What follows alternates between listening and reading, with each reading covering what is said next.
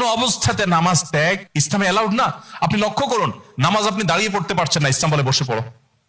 বসে পড়তে পারছেন না, আল্লাহ বলেন শুয়ে পড়ো। শুয়ে শুয়ে আপনি হাত পা নাড়াতে পারছেন না, ইসলাম আপনাকে নির্দেশ করছে মনে মনে তুমি নামাজ আদায় করো। আপনাকে ওযু করে নামাজ পড়তে হবে, ওযু করতে পারছেন না, ইসলাম বলে তুমি তায়াম্মুম করো। আপনি তায়াম্মুম করতে যদি অপারগ হন, তায়াম্মুমের ব্যবস্থা নাই, ওযুর ব্যবস্থা নাই, তাহলে যে অবস্থা আছেন সে অবস্থা আপনাকে নামাজ আদায় করতে হবে। নামাজের জন্য সতর ঢাকা ফরজ, কিন্তু এমন কোন পরিস্থিতি আছেন, আল্লাহ মাফ করুক, আপনার সতর ঢাকার ব্যবস্থা নেই, তাহলে ওই অবস্থায় আপনাকে নামাজ আদায় করতে হবে।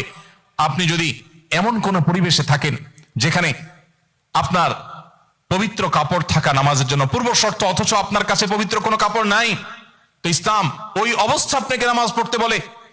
কেবলার দিকে ফিরে নামাজ পড়া ফরজ, কিন্তু কেবলা কোন দিকে আপনি জানেন না, জানার কোনো উপায় নাই, কাউকে জিজ্ঞেস করেও জানার ব্যবস্থা নেই, আপনার কম্পাসের